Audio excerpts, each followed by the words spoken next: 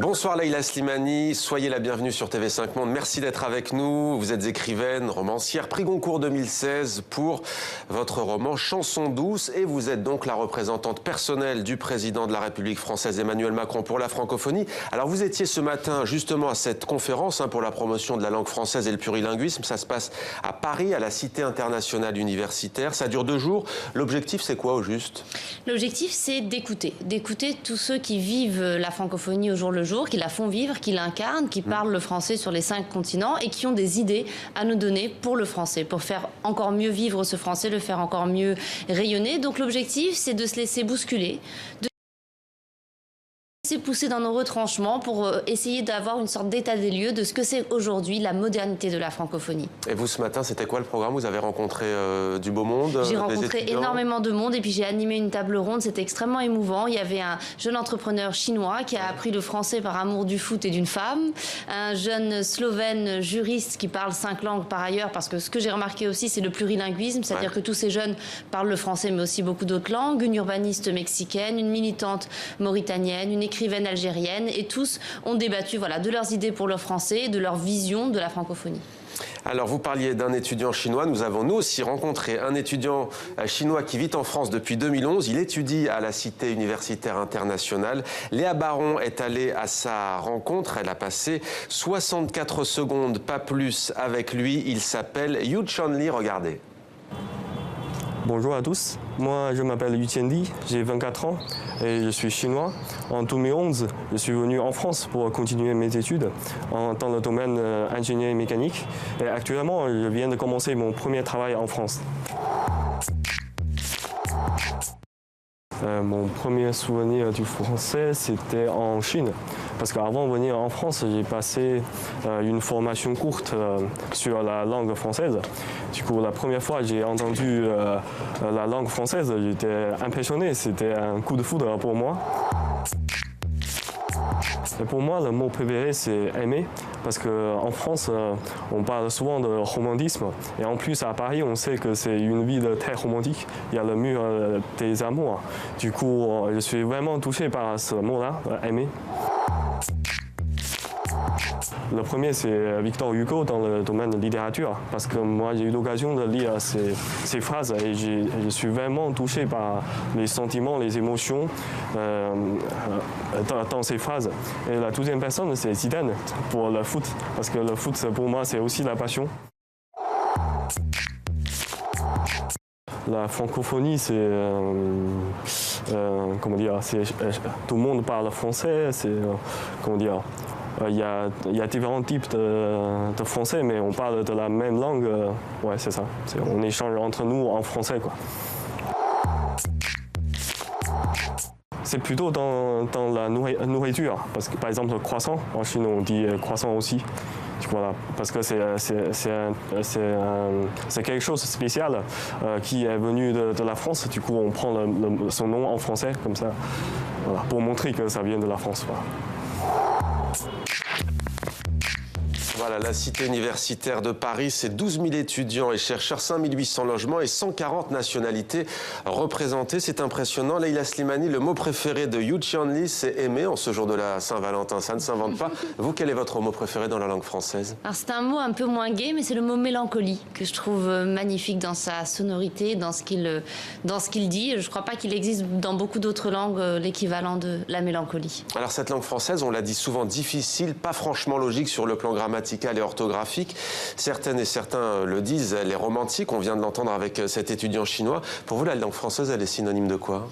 Pour moi, elle est synonyme de liberté et de diversité, parce que la langue française, bien sûr, c'est la langue de l'Hexagone, mais ça n'est pas seulement la langue de l'Hexagone, et ça, il faut surtout pas arrêter de le répéter. Il y a plusieurs Français, on parle le français différemment sur les 5 continents du monde, entre le Québec, la Suisse, la Belgique, la France, le Maroc ou le Congo, on parle différemment le français. Moi, cette diversité, elle est aussi synonyme de poésie, de créativité, parce qu'on crée différemment selon la langue, justement, et ses modalités. Donc c'est la diversité, je pense, et la liberté.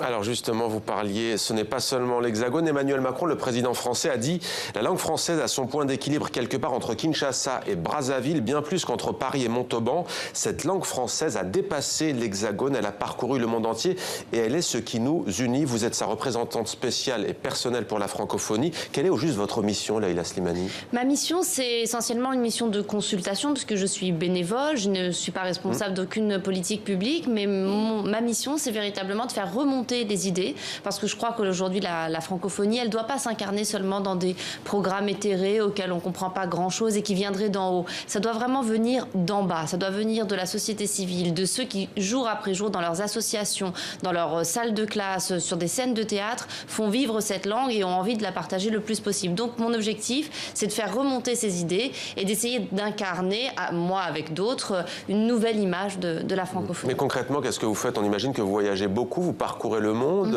Qui rencontrez-vous? Que faites-vous depuis que vous avez ce rôle? Alors je voyage beaucoup, effectivement. Je fais des conférences déjà sur la francophonie. J'essaie d'aller rencontrer des apprenants du français, des gens que cette langue et que cette culture en français intéresse. Et puis j'essaie aussi d'identifier quels sont aujourd'hui les grands enjeux. Par exemple, je crois qu'il est très important de réfléchir à la question de l'édition. On a un vrai problème d'édition puisque l'édition en français est extrêmement centralisée en France et qu'aujourd'hui, il faut décentraliser, par exemple, l'édition, permettre la circulation des livres à l'intérieur de ce qu'on appelle le Sud. Et il ne faut pas que ce soit toujours du Nord vers le Sud. Donc cette question, par exemple, de l'édition est très importante. Va se créer un musée de la francophonie en France à Villers-Cotterêts. Je réfléchis également à la question de la programmation. Comment doit exister ce musée? À quoi il doit servir? Comment il doit accueillir? Qu'est-ce qu'il doit présenter? Donc il y a voilà, tout un nombre de sujets sur lesquels on est en train de mener des réflexions. Et TV5 Monde, chaîne de la francophonie, invite bien entendu nos téléspectatrices et téléspectateurs à participer aussi à l'opération Mon idée pour le français qui a été lancée à l'idée du président français. Vous, quelle est votre idée pour le français justement? Alors il y en a plusieurs. Disons que ma première idée, c'est celle de la culture, puisque c'est à ça que je suis très très attachée. C'est de faire que tous les acteurs culturels puissent aujourd'hui être des vecteurs d'amour de la langue et que surtout la France s'ouvre aux autres acteurs culturels francophones. C'est-à-dire qu'on accueille mieux les artistes venant de tout le monde francophone, qu'on écoute aussi des écrivains canadiens, congolais, sénégalais, qu'on ouvre un petit peu notre paysage culturel à la diversité du français, qu'on enseigne mieux aussi cette diversité qui est malheureusement trop mal connue par les enfants qui vont à l'école en France aujourd'hui. Alors on a envie de vous dire que votre mission n'est pas facile parce qu'on a rarement autant parlé de francophonie et pas forcément toujours en bien. Il y a un vif débat qui agite la France, mais pas seulement. On a vu des tribunes plutôt acerbes ces derniers temps se multiplier. Prenons Alain Mabanckou, grand écrivain. Emmanuel Macron lui a demandé de collaborer avec vous pour contribuer aux travaux de réflexion autour de la langue française, de la francophonie, du plurilinguisme. Il a décliné, il a refusé. L'auteur du Petit Piment dit notamment, je le cite, que la francophonie est malheureusement encore perçue aujourd'hui comme la continuation de la politique étrangère de la France dans ses anciennes colonies, quand on sait qu'on a aussi tendance à parler de la France-Afrique qui perdure. Est-ce que vous comprenez Alain Mabanckou? Ah, mais moi, je le comprends. D'abord, je me réjouis qu'il y ait ces tribunes-là. Je me réjouis qu'il y ait des gens qui écrivent aujourd'hui sur la francophonie. Ça faisait longtemps que c'était pas arrivé. Donc, c'est bien la preuve qu'il y a quelque chose qui se passe. Je comprends tout à fait ces critiques. Ce que je comprends moins, c'est qu'on s'en tienne à ça. Parce que, est-ce qu'on n'a que ça à offrir à la jeunesse d'aujourd'hui? Des critiques et puis finalement une forme de défaitisme, de pessimisme. D'ailleurs, vous-même, vous dites qu'il faut sortir la francophonie d'une vision post-coloniale. Moi, je suis d'accord avec lui. Donc, moi, je pense qu'au contraire, je suis d'accord, mais moi, je pense qu'il faut bouger et qu'il faut, au contraire, qu'on se mette tous ensemble pour essayer d'offrir justement à la génération qui vient autre chose que ça. Donc je suis d'accord avec le diagnostic, mais je pense qu'on ne peut pas s'en tenir aux critiques. Il faut être enthousiaste, il faut sortir du déclinisme, du défaitisme. Pourquoi vous dites je suis d'accord? Parce que parfois, effectivement, parce que je pense qu'effectivement, il y a une perception de cet ordre-là. Personne ne peut le nier, personne ne peut nier que notamment en Afrique ou au Maghreb, il y a une perception où francophonie rime parfois avec colonie, où on a le sentiment que la francophonie, c'est quelque chose qui a été vécu par une petite élite, qui a perpétué des dominations impérialistes, etc. C'est vrai que c'est perçu comme ça. Mais cette perception-là, il faut essayer non seulement de la déconstruire, mais de faire qu'elle ne soit plus vraie. Donc, Kateb Yassine disait la langue française, c'est mon butin de guerre. Le grand dramaturge algérien Oui, il disait à la fin d'une guerre, un butin, on ne le rend pas. Et ça, c'est très important de le dire, c'est que le français nous appartient. Et c'est pour ça que moi, je me méfie quand même beaucoup de ces discours où on n'arrête pas de répéter ces choses-là sur la colonisation. Vous savez, par exemple, moi, je l'ai vécu au Maroc avec, par exemple, les islamistes ou les conservateurs. Quand vous parlez en français, ils vous attaquent, ils vous menacent, ils vous insultent en vous disant que vous êtes un vendu, que vous êtes un colonisé, que vous êtes un traître. Donc, moi, je pense qu'il ne faut pas non plus nourrir continuellement ce type de discours-là, parce que ce sont aussi des discours qui peuvent être très dangereux. Et je pense qu'au contraire, il faut dire qu'aujourd'hui... Et que la langue française a été aussi celle de l'anticolonialisme. Oui, bien sûr, et puis qu'on n'est pas des victimes, on n'est pas des traîtres, on est des gens qui parlons plusieurs langues. Moi, je pense que, par exemple, c'est très important que les Français parlent plus de langues, et que notamment, ils parlent plus de langues africaines, et que notamment, ils parlent plus l'arabe. C'est dommage qu'en France, on n'enseigne pas plus ces langues-là. Donc moi, je suis pour le plurilinguisme, pour une langue française qui n'est pas arrogante, qui se met à égalité avec les autres langues, qui partage, qui a envie de discuter, mais ne nous enfermons pas dans ce discours-là, parce que c'est vraiment un peu triste et un peu vain. Alors la francophonie, elle est partout dans le monde, notamment grâce au lycée français que vous connaissez bien, puisque vous avez étudié au lycée français de Rabat. Descartes, on vous voit sourire, on verra quels souvenirs vous en avez gardé juste après. Mais d'abord, on va prendre la direction de Galatasaray à Istanbul. C'est en Turquie. L'établissement, le lycée français, il fête ses 150 ans. C'est un reportage de Leïla Sali et Thomas Lecomte. Alors vous allez réfléchir aussi pourquoi on utilise, est-ce qu'on avait dit certains et quelques. Le français résonne entre ces murs depuis 1868. À la création du lycée de Galatasaray, on est en plein âge d'or de la langue française en Turquie. Mais à l'heure où l'anglais est devenu la langue internationale, les professeurs de cet établissement turc francophone ont dû adapter leur discours. Nous, on est là pour leur dire, puisque de toute manière, vous avez un bon niveau en anglais, il faut absolument aussi que vous ayez un niveau correct en français. Ça vous donnera un plus, de manière à ce que les élèves comprennent que le français est une langue de communication dans le monde, pour le commerce, pour pas seulement une langue de culture. L'enseignement turc propose beaucoup sur le par cœur, l'apprentissage par cœur. Et puis après, ils sont souvent évalués sur des tests sous forme de QCM. Donc nous, je pense qu'on doit, en tant qu'enseignants français, leur transmettre une culture de la réflexion. Une culture de la réflexion bien souvent absente dans les autres établissements turcs. Ces dernières années, le gouvernement islamo-conservateur a repris en main l'éducation. Une situation qui pousse de plus en plus d'élèves du lycée de Galatasaray à poursuivre leur cursus dans une faculté française. Pour penser librement et pour écrire plus librement, c'est seulement en Europe. Mais par exemple, je vais faire des études en Europe, en France peut-être, mais après, je vais venir en Turquie parce que je veux changer quelque chose ici. L'an passé, un tiers des 150 élèves de dernière année a postulé dans une université française.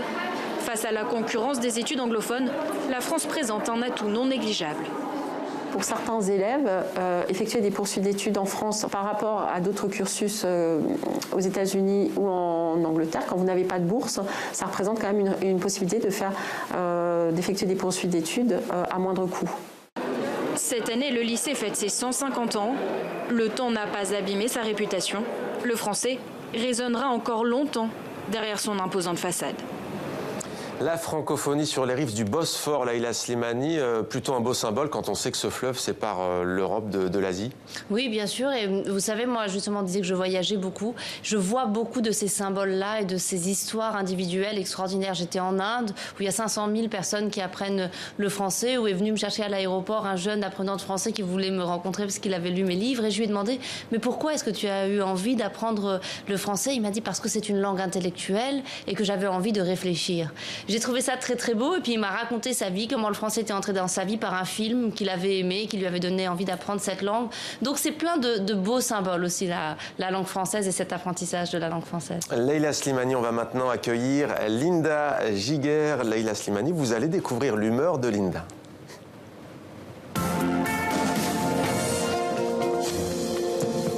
Bonsoir. Bonsoir Linda, on a une invitée aujourd'hui, on n'est pas tous les deux alors. Oui. De quelle humeur êtes-vous? Très heureuse. Vous qui aimez tant parler de francophonie, de langue française. Oui, enfin je vais me régaler. Leïla Slimani, Linda est québécoise, hein, je vous le précise. On s'est rencontrés dans la loge. Déjà, je suis très heureuse de vous rencontrer. On n'a pas tous les jours la chance de croiser une ministre informelle, sans budget, sans bureau. Il paraît qu'en plus, c'est un job que vous occupez bénévolement. Alors, j'avoue que ça me scotche un peu, ça. Vous avez sûrement un loyer à payer, comme everybody, des kids à nourrir, une babysitter full-time. Non, mais bon, c'est votre life, vous faites ce que vous voulez. Non, sérieusement, moi, je vous dis ça parce que pour moi, vous êtes un peu la femme idéale. D'abord, vous êtes très belle. Vous avez un physique de mannequin. Vous avez posé pour des magazines. Et puis, surtout, vous écrivez magnifiquement. Un prix Goncourt à 35 ans, c'est pas rien. Vous êtes une femme engagée, une militante féministe qui n'a pas peur d'appuyer là où ça fait mal. Je pense à votre ouvrage sur la vie sexuelle au Maroc ou encore plus récemment votre prise de position dans le débat féministe en France. Vous êtes donc depuis 3 mois la représentante personnelle d'Emmanuel Macron pour la francophonie.